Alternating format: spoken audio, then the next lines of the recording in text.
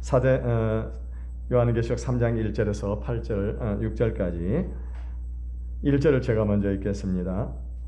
사대교회 사자에게 편지하라. 하나님의 일곱 영과 일곱 뼈를 가지신 이가 이르시되 내가 내 행위를 아노니 내가 살았다 하는 이름을 가졌으나 죽은 자로다.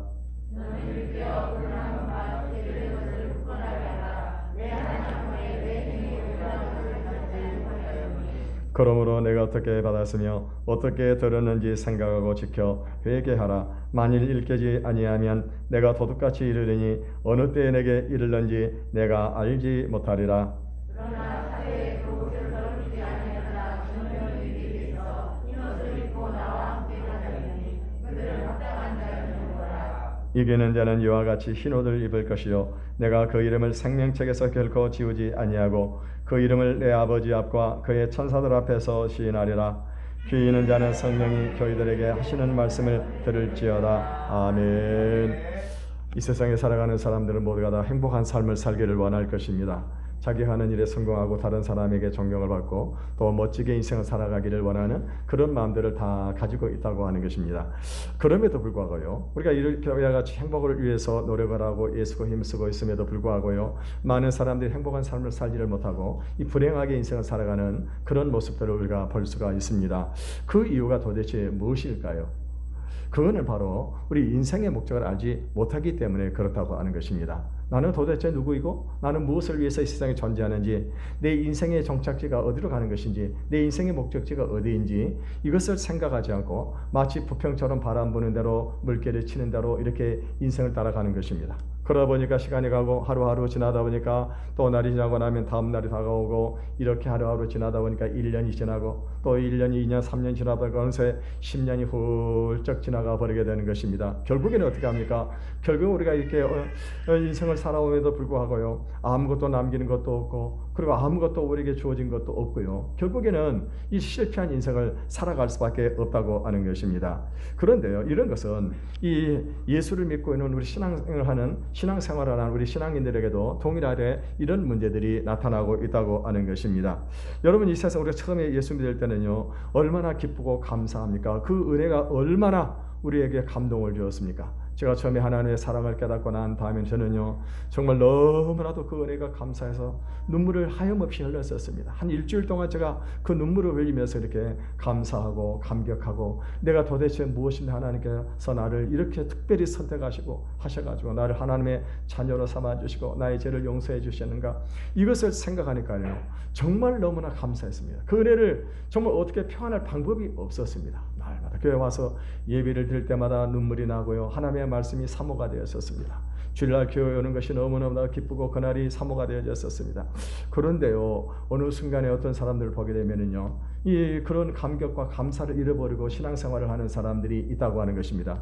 나중에는 어떤 일이 벌어지게 되느냐, 그냥 습관적으로 교회에 와가지고 예배를 드리게 되는데 이제는요, 감사도 없고 감격도 없는 것입니다. 말씀을 들어도 귀에 들어오지 않습니다. 찬양을 불러도 어떻습니까? 찬양이 자기의 기도의 고백이 되지를 않더라고 하는 것입니다. 결국에는 어떻게 합니까? 이렇게 해서 서서히 신앙이 죽어가고 있는 것입니다. 사실 여러분, 교회 안에는요, 이렇게 신앙이 죽어가고 있는 성도들이 너무나도 많다고 하는 거예요. 오늘 본문에 보게 되면 사대교회가 어떤 교회인가, 바로 이런 교회였다고 하는 것입니다. 이 사대교회도 성도는 처음에 복음을 듣고는요, 그 교회에 부흥이 일어났을 것입니다. 그리고 성도들이 그 은혜를 감사하며 감격하고, 그리고 성도들이 어떻게 했습니까? 하나님께 영광을 돌리면서 기뻐하면서 교회에서 봉사하고 기도하고 모이기를 힘썼던 것 같습니다. 그런데 나중에 주님께서 이 교회를 살펴보니까 이 교회가 어떤 상태인가, 죽어 있더라고 하는 것입니다. 죽어 있더라고 하는 거예요. 오늘 우리는 이 말씀을 통해서 다시 한번 우리를 돌아보시길 바라겠습니다. 그래서 이 주님 앞에 새로운 결심과 이 주님을 향한 뜨거운 열정의, 사랑의 열정이 회복되는 그 시간 되시기를 주님의 이름으로 축원을 드리겠습니다. 이 사도교회는 어떤 교회인가? 이 죽어있는 교회라고 그랬습니다. 우리 1절의 말씀을 같이 읽어보겠습니다. 1절입니다. 시작. 사대교회 사자에게 편지하라. 하나님의 일곱 영과 일곱 뼈를 가지신 이가 이르시되 내가 내 행위를 아노니 내가 살았다 이름은 가졌으나 죽은 자로다. 이 사대교회, 사대라고 하는 말은 어떤 의미를 가지고 있는가? 이 사대라고 하는 말은 이 새로운 것이라고 하는 그런 의미를 가지고 있습니다. 그러니까 이 사대교회는요, 뭔가 새롭게 살아있는 것을 말하는 것입니다. 이 내 이름이 새롭게 살아있다 그렇게 되어 있는데 실제로는 이 사도교회는 어떤 교회입니까? 지금 죽은 자의 모습과 다름이 없는 교회입니다. 이 사도교회가 겉으로 보기에는요 모든 것을 다 갖추고 풍족하고 풍성한 그런 교회입니다. 부족함이 없는 것 같은데 영적으로 깊이 들여다보게 되면 그 교회는 어떤 교회가 이미 죽어 있는 그런 교회라고 하는 것입니다. 이 영적으로 무기력에 빠져 있는 그런 교회였었습니다. 여러분, 우리가 영적에 무기력에 빠지게 되면 어떤 현상이 나타날까요? 우리가 이 구원을 받았음에도 불구하고 우리 마음속에 기쁨이라든가 감격이 없어져 버린 것입니다. 이 영적으로 잠자고 있는 그런 성도들은요 죽은 것과 다름이 없는 그런 성도들이 되는 것입니다. 이 교회라는 이름을 가졌는데 활발하게 살아 역사하는 성령의 능력과 감동이 없이 그저 겉모습만 아름답게 화려하게 갖추고 영적으로 무기력하고 나약한 그런 모습으로 지금 변해 있는 것이 사대교회라고 하는 것입니다. 그래서 주님께서 사대교회에 대해서 뭐라고 말씀을 하고 있습니까? 내가 다 살았다 하는 이름은 가졌으나 죽은 자라고 이렇게 지금 사대교회에 이렇게 말씀을 하고 계시는 것입니다. 여러분, 사대교회는 겉보기에는 정말 부유한 교회요 부족함이 없는 교회였습니다. 모든 것을 다 갖추고 있는 교회였습니다. 그런데 너무나도 편안하게 모든 것이 잘 되다 보니까 영적으로 이 게으름에 빠지고 말았습니다. 열심도 사라지고 기쁨도 사라졌습니다. 그래서 영적인 무기력증, 무사 안일주에 빠져서 살았다 이름하지만 결국에는요 죽은 자와 똑같은 그런 교회가 되고 말았다고 하는 것입니다. 이 사대라고 하는 것은 지금요 이 소아시아 지역, 다시 말하면 이 소아시아 서쪽 해안에 있는 리디아의 이 수도에 있었습니다. 이 사대라고 하는 것은요 이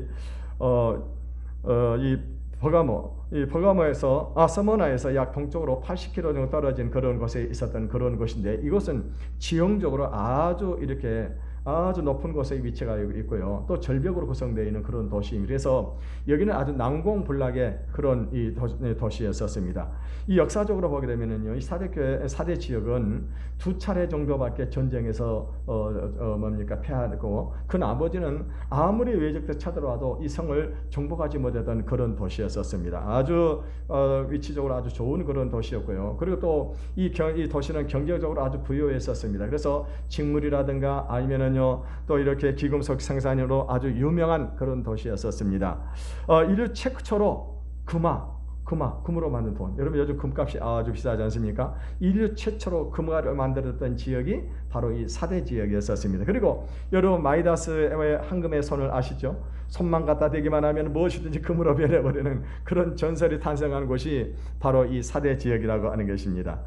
그러니까 이 지역 사람들은요 돈이 많아서 사치하기를 아주 좋아했습니다. 그리고 옷을 여러 가지를 입고 다니면서 이렇게 자랑을 하는 그런 도시였었습니다. 또 신전도 많았었습니다. 대표적인 신전이 이 아데미 신전하고 이 케벨레 신전이라고 하는 것입니다. 이 아데미 신전은 에베소 교회에 세워진 그런 신전이지 않습니까? 근데 여기엔 또 하나가 더 있는 게 뭐냐면은 이 케벨레 신전이라고 세워져 있는데 이 케벨레 신전이 무엇이냐? 바로 이 키벨 도시의 수호신으로 위대한 어머니라고 불려졌습니다. 그래서 이 신전도 어마어마하게 지어가지고 이 에베소 교회에 있는 아데미 신전과 거의 흡사할 정도로 아주 크기가 아주 큰 규모로 지어져 있는 그런 도시였었습니다. 지금도 이 성지 순례를 가는 사람들을 보게 되면은 그 신전터가 지금도 이렇게 돌기둥으로 탁 해가지고 이렇게 남아 있는 그런 모습들을 볼 수가 있습니다. 그런데요, 이 교회는요 이렇게 경제적으로 부유하고 또 우상이 아주 그렇게 난무하는 그런 도시였었습니다. 그럼에도 불구하고요, 이 도시에서 있는 그 사대교회 성도들은 이단으로부터 또 다른 이 종교로부터 어떤 핍박이라든가 박해가 전혀 없이 편안하게 신앙생활을 하고 있었습니다. 또 교회 안에 뭐 당을 지어가지고 서로 이렇게 편파 싸움을 하는 그런 당파 싸움을 하는 그런 성도들도 없었다고 하는 것입니다. 그러니까 교회가 아주 편안한 그런 교회였었습니다. 여러분 어떻게 보면 우리가 볼 때는요 아주 이상적이다라고 생각할 수 있을 것입니다. 그런데요, 여러분 우리가 알아야 될 것이 뭐냐? 문제가 없고 편안한 것이 축복이 아니라고 하는 사실입니다. 우리가 잘 알듯이 고린도후서 12장에 보게 되면 사도 바울이 육체에 가시가 있었습니다.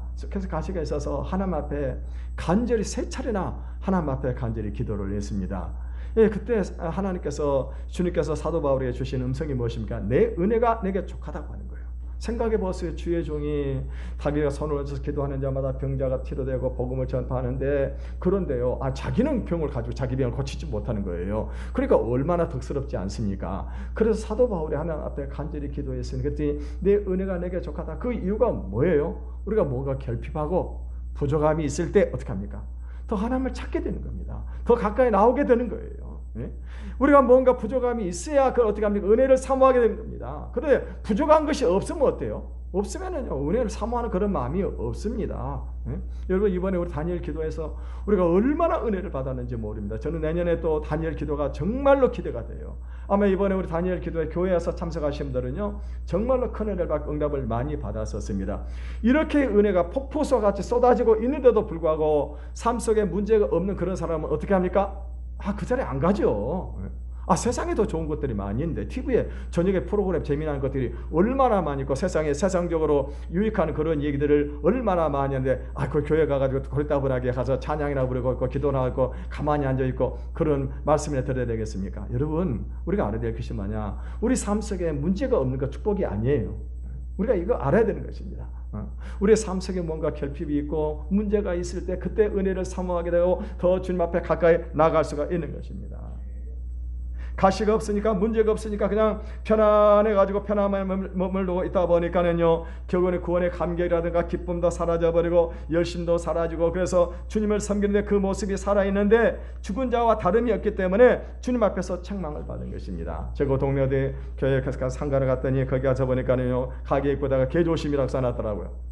그래서 왜 하필 가게에다 개를 다 기르고 있나? 그래서 가서 보니 개가 큰 개 그 가게 안에 이렇게 들어있는, 가만 누워 있는 겁니다. 가만 누워 있는 거예요. 아니 왜 개조심이라고 써놨어요? 이거 순한데. 그랬더니요, 그게 아니고요, 우리 개가요 워낙 순해가지고요, 사람이 오면 짖지도 않고요, 가만 누워 있다 보니까 사람들이 가게 안에 들어다 개 때문에 개 걸려가 넘어져가지고 그래서 개 조심이라고 써놨습니다. 그러는 거예요.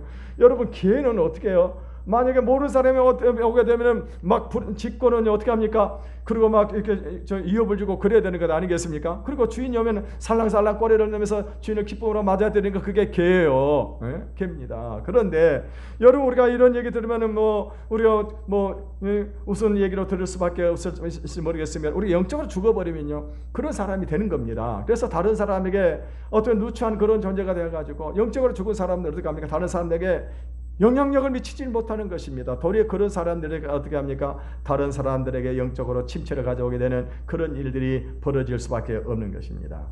여러분요, 이 게으름은 이 패망을 이끄는 것입니다. 우리가 잘 아는 대로요, 중국이 1949년도에 이 공산화가 되었습니다.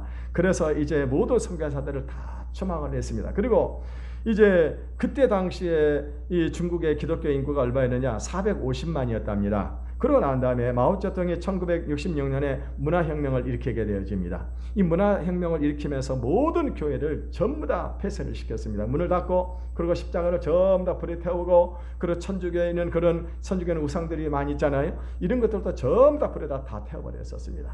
그러고 난 다음에 이제 이 12년이라는 세월이 흐르고 난 다음에 1978년도에요, 바로 이 종교의 자유를 허락을 하게 되었습니다. 그동안 12년 동안에 엄청나게 중국 교회가 이 박해를 당하게 되었었습니다. 그런데요, 참 놀라운 일이 벌어졌어요. 그게 뭐냐면요, 중국이 이렇게 박해가 끝나고 딱 나고 난 다음에 뚜껑을 딱 열어놓고 보니까는요, 그 안에 그때 박해하기 전에 중국의 기독교 인구가 450만이었는데 제가 볼 때 한 10여 년 전에 들은 이야기입니다. 그런데요, 뚜껑을 딱 열어놓고 보니까 중국의 기독교 인구가 얼마나 늘어났냐? 중국 공산당의 정확하게 통계로는요, 2,300만이랍니다. 2,300만. 근데 그래서 공산당에서 인정하는 인구가 2,300만인데, 그런데 실질적으로 그거는요, 뭡니까? 그 중국의 공산당이 인정하는 교회들이잖아요. 2,300만. 실제로 지하교회에 있는 성도들이 어느 정도 되느냐? 1억 2천에서 1억 3천만 정도 된다고 하는 거예요. 그러니까 핍박이 있는 동안에 어떤 일이 벌어졌느냐? 이 중국 교회 안에 이 정화정역이 일어나게 된 것입니다. 그래서 어떻게 합니까?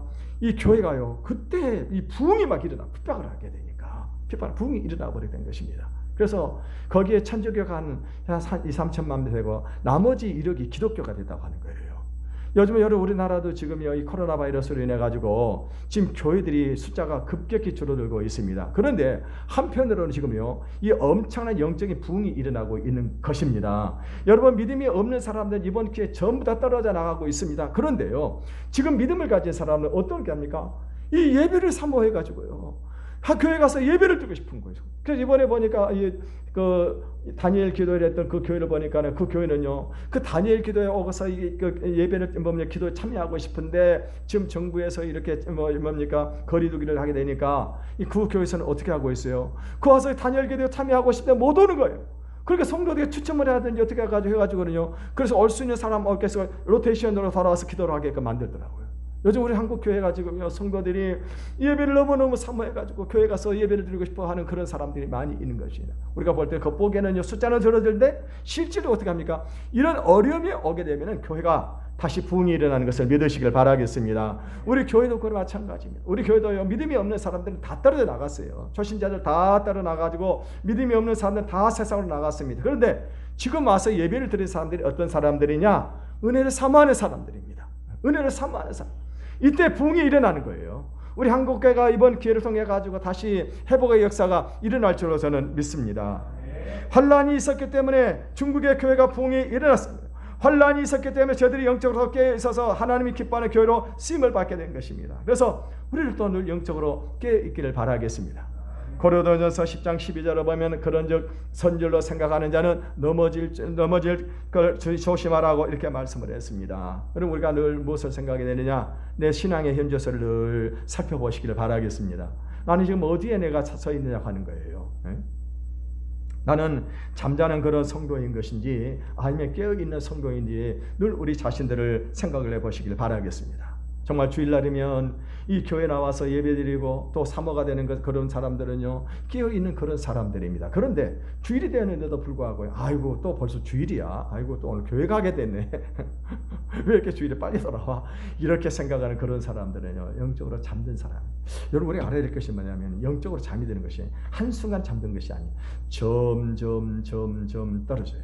제가 참 안타까운 것이 뭐냐면 우리 성도들 가운데 이 영적으로 지금 잠들어가고 있는 성도들이 몇 사람이 있어요. 제가 너무너무 마음이 아픕니다. 사실은요. 찾아가가지고 가서 권면을 하고 싶어도요. 참 뭐 여러 가지 형편대로 찾아갈 수도 없는 그런 형편이 있어가지고 찾아가지를 못하고 기도만 하고 있습니다만은 이런 분도 돼요.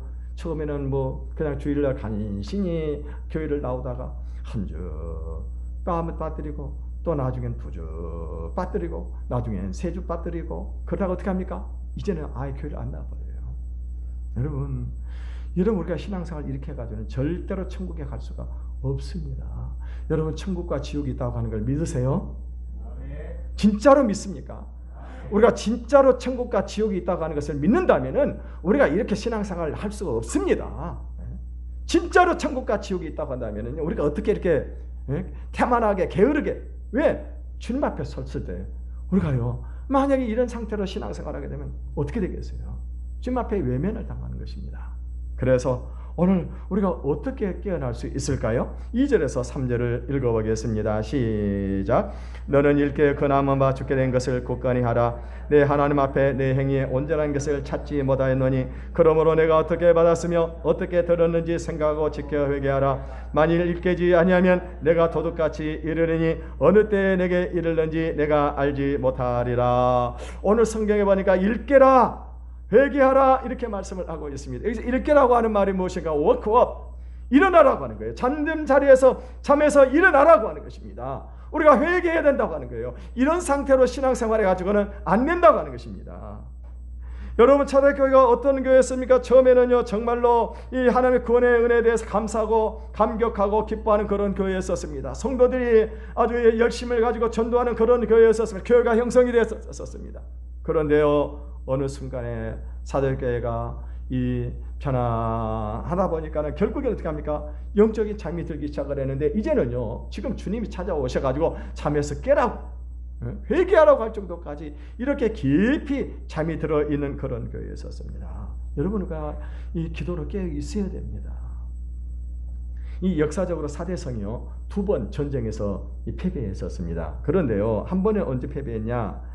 그 이유가 뭐냐면 잠자다가 이 전쟁에서 졌는데 기원전 549년에요. 바사왕 고레스, 우리 성경에 나오잖아요. 바사왕 고레스가 기원전 549년에 여기를 공격을 하러 왔습니다. 군대를 몰고 왔는데 워낙 성이 이 철옹성 같은 그런 성이고 난공불락의 성이었었습니다. 여기를 이 성벽을 타고 올라갈 수가 없는 거예요. 그래서 이 고레스 왕이 이 병사들에게 이 명령을 내렸었습니다. 누구든지 이 성을 점령할 수 있는 방법을 찾아내는 사람에게는 큰 상을 주겠다라고 그렇게 이제 모든 병사들에게 선포를 했습니다. 그때요, 그 군대에 히에로에데스라고 하는 이 마르디안 병사가 있었습니다. 이 히에로에데스는요, 이것을 공격을 해야 되겠는데, 그래서 유심히 성을 지금 살피고 있었습니다. 성을 살피고 있는데, 여러분 우리가 성 꼭대기 쭉 올라가다 보게 되면은 화살을 쏘기 위해서 이렇게 돼가지고 구멍이 딱 뚫려진 것이 있잖아요. 거기에 이 지금요 사대 이 군인이 모습이 보이는 것입니다. 그래서 지금 유심히 그 사람을 살피고 있었습니다. 근데 이 군인이 갑자기 실수를 해가지고 자기 머릿속에 있는 투구가 똑 떨어져 버린 거예요. 그럼 밑에다가 대굴대굴 그래가지고 성 밑으로 떨어져 버린 것입니다. 지금 이 히에로에데스가 어떻게 이 친구가 이거를 투구를 다시 찾아가나 이렇게 열심히 계속 주시하고 살펴 있었습니다. 그랬더니요, 이 군인이 뭡니까? 새끼를 나오는 거는데 새끼를 발견한 겁니다. 새끼를 딱 해가지고 집어가는 것입니다. 그래가지고 히에로에데스가 그 길을 찾아냈습니다. 그러고 난 다음에 이 군사들 이끌고 올라가가지고요, 그 길을 따라 올라갔더니 가서 봤더니 어떤 일이 벌어지고 있느냐. 워낙 성이 난공불락이다 성이다 보니까 이 병사들이 어떤 군인들이 어떤 생각, 우리 성은 아무도 공격을 못한다고 하는 거예요. 다 잠들어 있는 거예요. 다 잠들어 있어가지고 그래서 그들 정 한번 받지도 않고요, 이 성을 공격을 하고 말았다고 하는 것입니다. 그러나 또 한번 같은 일이 벌어졌었는데, 그때 200년 후에 안티오코스 에파피네스가 이 성을 공격을 하게 되어집니다. 이 성을 공격하면서 역사 자료를 살펴봤어요. 역사 자료를 살펴봤더니 바로 이 고레스 왕 때 여기 비밀한 통로가 있다고 하는 것을 안 겁니다. 그래 그 통로를 찾아가지고 이 성을 공격을 했다고 하는 거예요. 여러분 우리가 알아야 될 것이 뭐냐면, 영적으로 잠들면 사단 마귀의 공격을 당할 수밖에 없는 것입니다. 그래서 우리가 어떻게 될까요? 우리가요 늘 깨어 있어야 되는 것입니다. 이 사도 바울은 이 권면하기를 로마서 13장 11절에 또한 너희가 이 시기를 알거니와 자다가 깰 때가 벌써 되었으니 라고 말씀했습니다. 우리가 지금 오늘 이 시대가 어떤 시대냐고 하는 거예요. 자다가 깰 때입니다. 깰 때예요. 지금 안일하게 신앙생활할 그럴 때가 아니라고 하는 거예요. 여러분 지금 만약에 북한이 핵폭탄 하나만 터뜨려버리게 되면 우리 한순간에 모든 사람 한순간 다 죽습니다. 언제 그런 일이 벌어질지 모르는 것입니다. 지구의 종말이 점점 가까이 오고 있습니다. 그 수많은 징조들이 우리 주변에서 나타나고 있습니다. 근데 우리가 만약에 죽어서 천국을 가야 되는데 천국에 못 가면 어떻게 되겠어요? 우리가 깨어있기를 바라겠습니다. 유명한 신학자요 또 목사였던 에드워드 목사님을 잘 아실 것입니다. 이분이 쓴 책에 보게 되면 이런 얘기가 나옵니다. 그분이 목회할 때 그 교회 안에 성도 한 분이 남자 성도가 있었는데, 이 사람이 늘 술을 먹고 그리고 또 도박을 하던 그런 사람이었었습니다. 어느 날 아침에 일찍이 이 목사님이 달려와가지고 얼굴이 새파랗게 들려가지고 목사님이 찾아온 것입니다. 그래서 목사님 제가 지난번에 꿈을 꿨는데 천사가 나타나가지고 그래가지고 만약에 회개하지 않으면은 너 내년 이맘때 내가 너를 데려가겠다고 그렇게 천사가 저에게 경고를 했습니다. 그래서 벌벌벌 떠는 것입니다. 그러냐. 그래서 목사님이 이제 정신 차리고 다 술 담배 끊고 열심히 신앙생활 하시라고 그랬습니다. 그랬더니 이 사람이 아주 열심히 나오는 겁니다.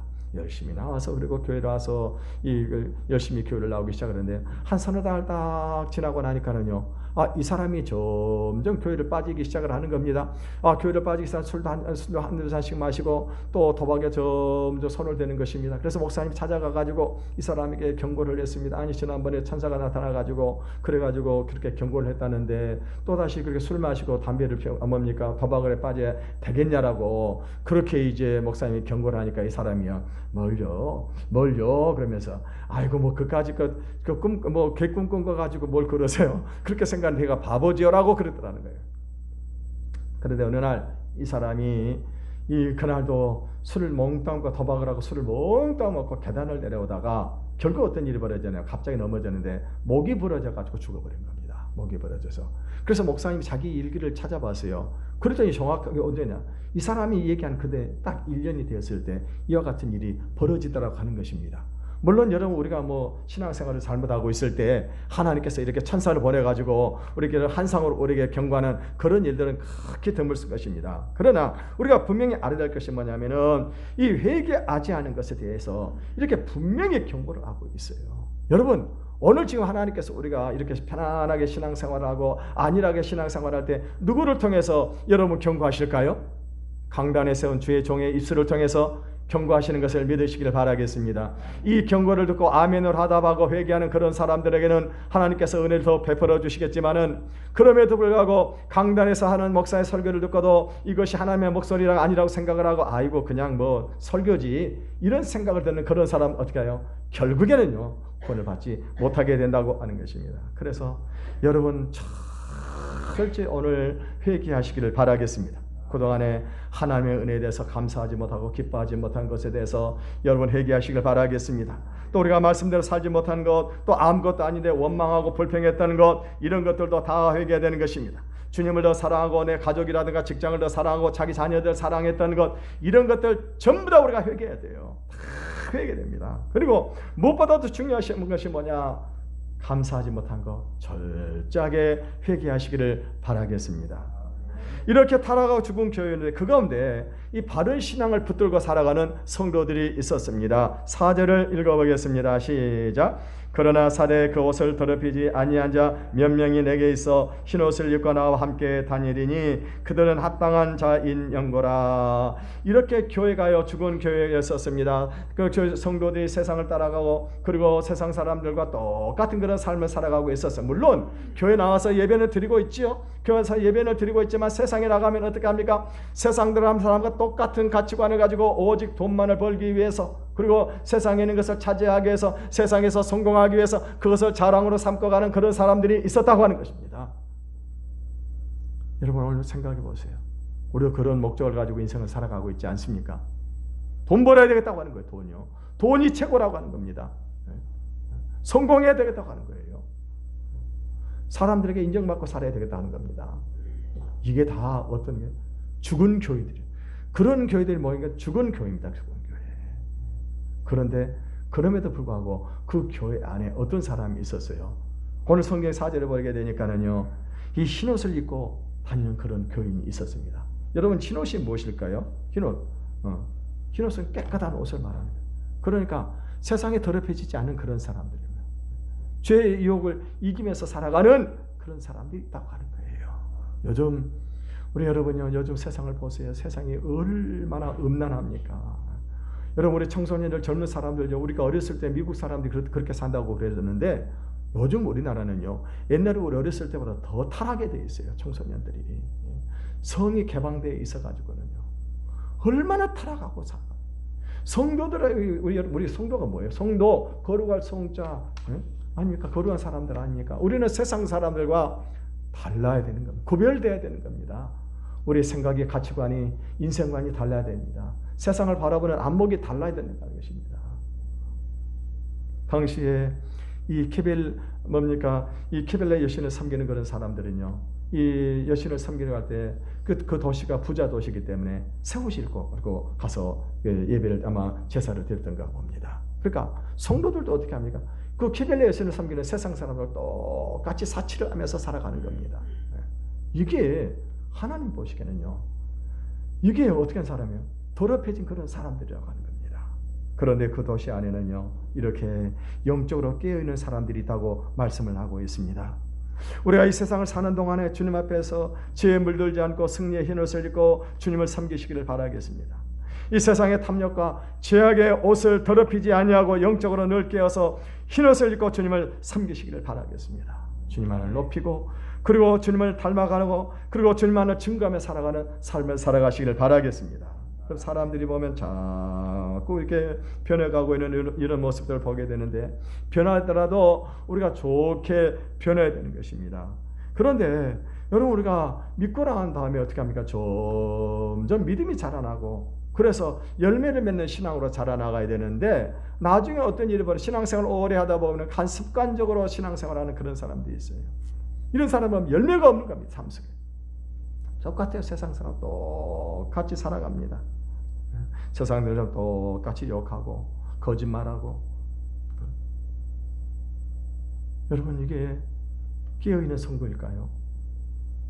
조심하시길 바라겠습니다. 조심해야 됩니다. 영적인 잠이 들게 되면 기쁨도 감사도 사라지면서, 그리고 다른 사람과 똑같이 세상 사람 똑같은 삶을 사는 것입니다. 그러면서 주일날만 와가지고 어떻게 해요? 거룩한 제 예배를 드리고 그리고 돌아갑니다. 여러분, 첫사랑의 감격을 회복하시기를 바라겠습니다. 이 범퍼란트 목사님이라고 계세요. 이분은 살아있는 선교자라고 하는 그런 분입니다. 그러니까 이분이 쓴 책에 보게 되면은요, 한 선교사님이 북한에 저는 선교를 하게 들어갔습니다. 그래서 사업가로 가장을 해가지고 북한에 선교사로 들어갔었습니다. 그래서 호텔에 가가지고는 하나님 앞에 기도를 해서, 하나님, 내가 여기서 북한에서 우리 믿는 사람을 만날 수 있게 해달라고 그렇게 기도를 했답니다. 그랬더니 한 소년 하나가 이 범퍼란트 목사님, 어떻게 선교사님을 딱, 그 목사님을 딱 보더니요, 손을 잡는 것이고, 이렇게 손을 뿌리치려 했더니 손에다가요, 십자가를 딱 그리더라는 겁니다. 소년 하나가. 깜짝, 이 사람, 이 아이가 믿는 아이구나. 그래서 조용히 이 아이를 불렀습니다. 불러서 너 예수 믿냐고 했더니 저는 예수 믿는 사람이라고 그런 것입니다. 그럼 내가 너를 뭘 도와줬으면 좋겠냐라고 물어봤습니다. 도와주고 싶어서. 그랬더니 이 아이가 이 얘기를 하게 되는데, 저희 가정은요, 저희 엄마 아빠 우리 가족들 모두가 예수 믿는데, 그 예수 믿다가 저희 아버지는 감옥에 갇히게 되고요, 우리 가족들은 전부 다 뿔뿔이 흩어져 버렸다고 하는 겁니다. 그러면서 그러면 내가 너한테 무엇을 도와줬으면 좋겠냐고 물었더니 저한테 4가지가 필요합니다라고 얘기하더라는 겁니다. 그게 뭐냐 그래요. 첫째는요, 제가 그동안에 여기서 호텔에서 이렇게 잡일을 하면서 이 돈을 벌었는데 11조를 모아두는데 11조를 어디에 할 곳이 없어가지고 있었는데, 선교사님이 11조를 좀 대신 내달라고 하는 거예요. 그리고 또 하나는 뭐냐면은 자기가 세례를 받고 싶다고 하는 것입니다. 그리고 전에는 늘 성찬 예배를 세례받고 난 사람들은 성찬 예배를 드는데, 저도 성찬 예배에 참석하고 싶고요, 제가 가장 간절한 소원이면 저도 성경책을 한 권 갖고 싶다고 하는 겁니다. 여러분요, 그렇게 힘들고 어려운 상황 가운데, 그 가난한 가운데 거기서 이렇게 힘들게 돈을 모았는데, 그 가운데서도 11조를 모아뒀다가 이 11조를 드리고 싶었는데, 이 선교사님한테 제 대신에 11조를 들려달라고 그런 겁니다. 그리고 제가 세례를 받고 이제 죽더라도 제가 마음 편안하게 죽을 거 있고, 그리고 천국에 갈 수 있게 달라고 세례를 베풀어 달라고 하는 거예요. 얼마나 성찬 예배가 그리 사모가 되어졌으면은요, 성찬 예배가 드리고 싶다고 하는 것입니다. 얼마나 하나님의 말씀이 사모가 되어졌으면은요, 저에게 성경책이 한 권 갖고 싶다고 하는 거예요. 얼마나 귀한 믿음입니까? 우리는 너무나도 편하게 살고 부족함이 없는 게 문제인 것입니다. 오늘 이 믿음을 지키시기를 바라겠습니다. 이 5절을 읽어보겠습니다. 시작. 이기는 자는 이와 같이 흰옷을 입을 것이요, 내가 그 이름을 생명책에서 결코 지우지 아니하고 그 이름을 내 아버지 앞과 그의 천사들 앞에서 시인하리라. 오늘 이기는 자에게는요, 흰옷을 입을 것이라고 이렇게 말씀을 하고 있습니다. 흰옷은 아까도 말씀을 드린 대로 깨끗함의 상징인 것입니다. 이 흰옷은 어떤 옷입니까? 이거는요, 세상에 오염되지 않고 죄악에 물들지 않는 그리스도인들이 입는 옷입니다. 우리가 천국에 들어가게 되면 이 흰옷을 모두가 다 입게 될 것입니다. 오늘 여기는 저와 여러분들이 이 신앙을 지키고 믿음을 지킴으로 말미암아 이 흰옷을 입는 그런 성도들이 되시기를 바라겠습니다. 또 한 가지 축복이 무엇입니까? 생명책에서 그 이름을 결코 지우지 않겠다고 말씀을 하시고, 그리고 그 이름을 내 아버지 앞과 그 천사들 앞에서 시인하리라고 말씀을 하셨습니다. 여러분, 우리가 예수를 믿는 그런 사람들은요, 이 생명책에 기록이 되어집니다. 그런데 오늘 우리가 알아야 할 것이 뭐냐면요, 생명책에서 결코 지우지 아니한다고 그랬어요. 이 말을 다른 말로 바꾸면은 우리 이름이 생명록에서 지워질 수 있다고 하는 거예요. 생명록에서 지워질 수 있다고 하는 거예요. 여러분, 생명록에서 지워지게 되면 어떻게 되어질까요? 우리 요한계시록 20장 15절을 읽어보겠습니다. 시작. 누구든지 생명책에 기록되지 못한 자는 불못에 던져지리라. 생명책에서 이름이 지워져 버리면 어떻게 돼요? 불못에 지옥에 들어가는 겁니다. 여러분, 우리가 이 세상에 사는 것도 너무너무 힘들어가지고 어떤 사람들은 이 죽고 싶은 그런 생각이 있잖아요. 이 세상에 사는 게 너무너무 힘들어가지고. 그런데 지옥에 가면 어떤 일이 벌어져요? 영원히 나올 수가 없습니다.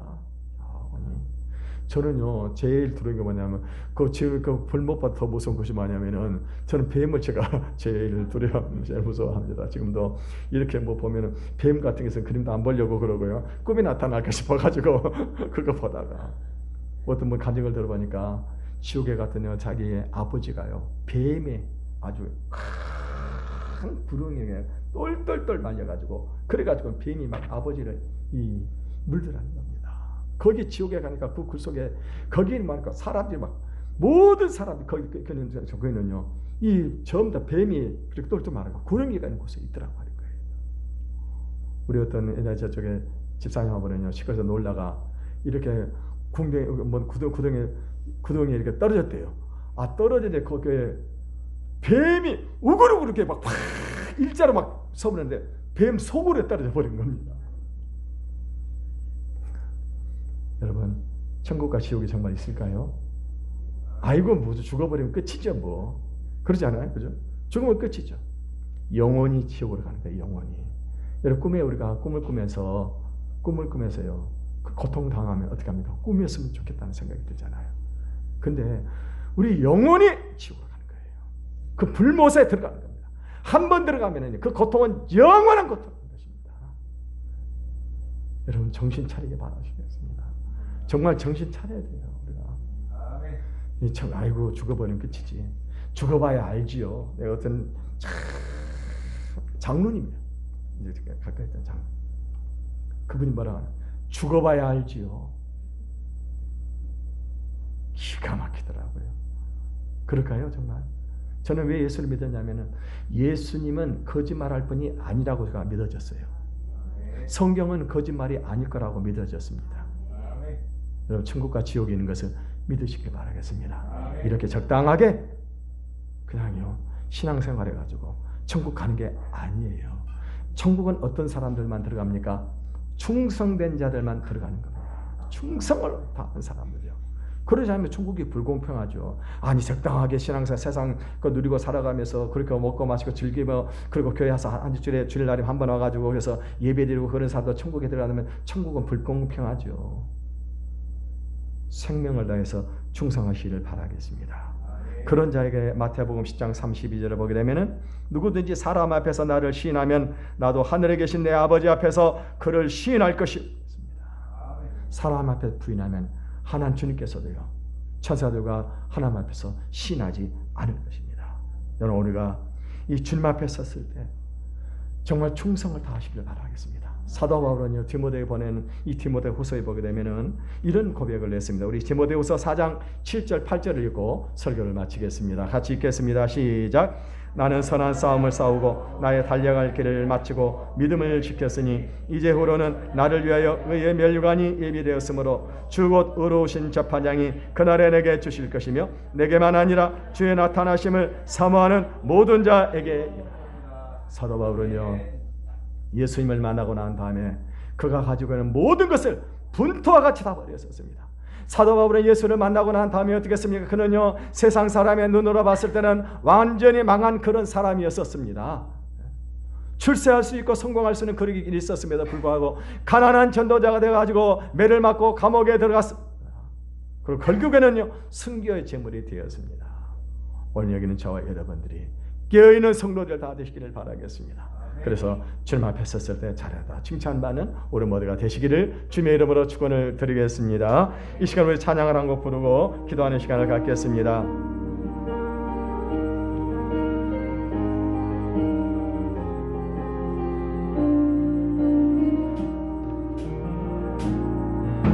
마음이 상한 자를 고치시는 주님 하늘의 아버지 날 주관하소서 주의 길로 인도하사 자유케 하소서 새 일을 행하사 분케 하소서 예 주리고 목이 마르니 성령의 기름 부으소서